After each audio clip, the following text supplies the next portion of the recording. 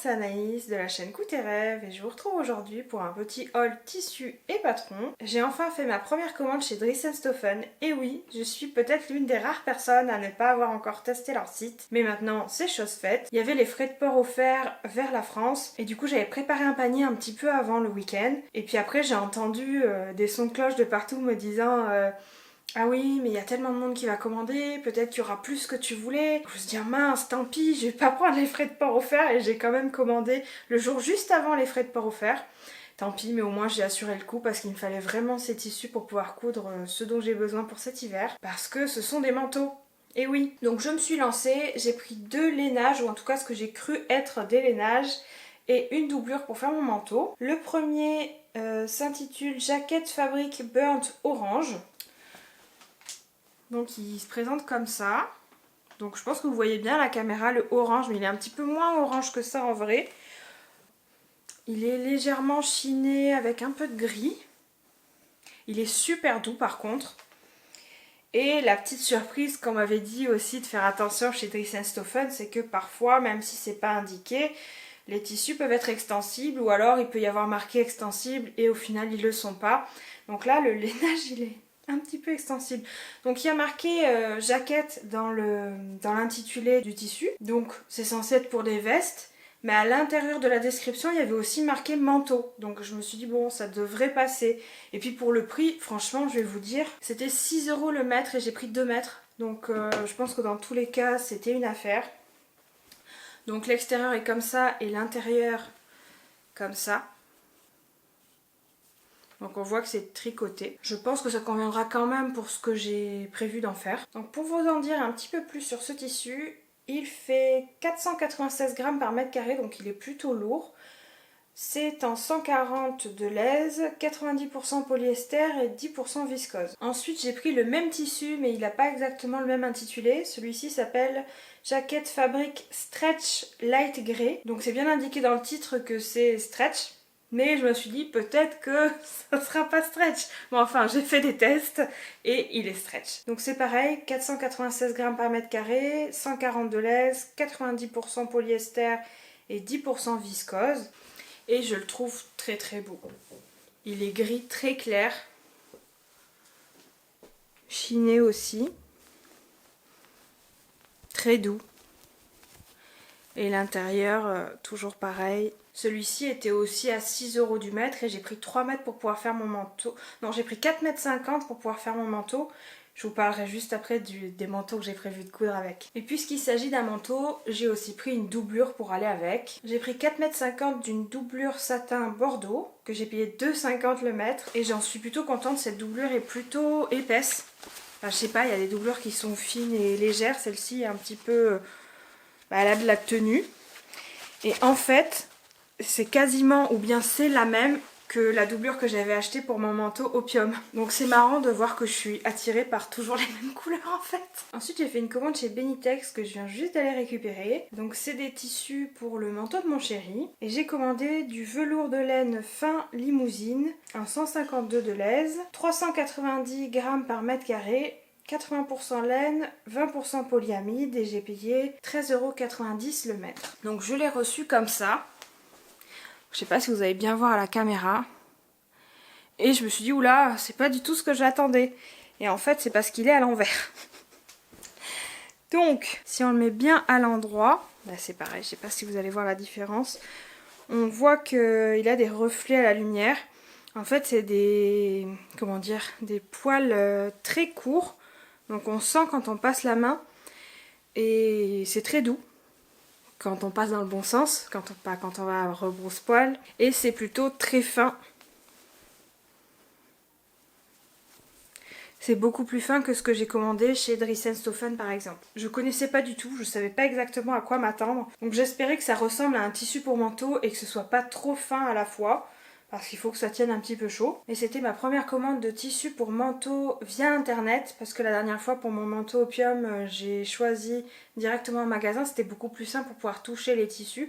Je sais pas du tout quelle composition a mon manteau, mais en tout cas il est doux et l'épaisseur me convenait, alors que là c'est un petit peu la surprise. Donc si vous avez l'habitude de commander des tissus pour manteaux sur internet, n'hésitez pas à me donner des conseils en commentaire. Je serais ravie de les prendre pour mes prochains manteaux. Ensuite j'ai prévu une doublure pour son manteau. Monsieur voulait du total look noir. Donc j'ai pris une doublure acétate sergée lourde noire. Et par rapport au tissu que j'ai reçu de chez Dries & Stoffen, bah, c'est beaucoup moins lourd. Donc j'ai pris 3 mètres, j'ai payé 4,90 le mètre. Il y a 78% acétate, 32% viscose et il fait 178 grammes par mètre linéaire. Donc il faudrait que je vérifie la première doublure, quoi qu'elle fait. En tout cas celui-là est beaucoup plus fluide. Mais il est aussi beaucoup plus doux. Non pas que l'autre ne soit pas doux, mais c'est pas du tout la même texture. Voilà, celui-là est vraiment très fluide. Celui-là un peu moins, plus épais. Je sais pas si on peut comparer comme ça. Bah, là on voit qu'il est transparent presque. Parce qu'on voit la lumière derrière moi. Celui-ci on voit pas du tout à travers. Donc voilà pour la différence. Et ensuite pour le dernier tissu que j'ai acheté, ça n'a rien à voir avec les manteaux. C'est du calicot ou de la toile à patron. Si vous connaissez, c'est un tissu coton tout simple beige où vous pouvez tracer dessus et où il est facile de mettre des annotations quand on fait des toiles, comme son nom l'indique, toile à patron. Et il était en promotion pendant quelques jours à 10 € les 3 mètres. Donc j'ai pris 6 mètres. Comme ça je suis tranquille, parce que vous le savez peut-être, je fais des toiles quasiment à chaque fois que je couds un vêtement, donc il faut pas mal de vieux draps et parfois j'utilise de la toile à patron quand elle est pas trop chère. Tout est relatif parce que je trouve que tous les magasins vendent ça très cher. Pour quelque chose qu'on va pas porter, quand c'est 5 € le mètre, ça fait un peu cher. Donc j'en ai fini avec les tissus, c'était vraiment ciblé manteau. Et maintenant je vais vous parler des patrons que je vais coudre avec ces tissus. Le tissu gris de chez Dries & Stoffen, je vais m'en servir pour me faire un manteau Olga de chez Munasu. Pourquoi j'ai choisi ce patron? Parce que mon manteau opium que vous avez aperçu tout à l'heure est légèrement petit pour cette année. En plus le tissu est pas mal abîmé, donc il me faut en urgence un nouveau manteau avant qu'il fasse trop froid, parce qu'en ce moment quand je sors le matin avec une petite veste, et ben il fait froid. Donc il me fallait un manteau rapide à coudre et qui soit accessible dans ma taille. Donc celui-ci va jusqu'au 58, je dis pas de bêtises.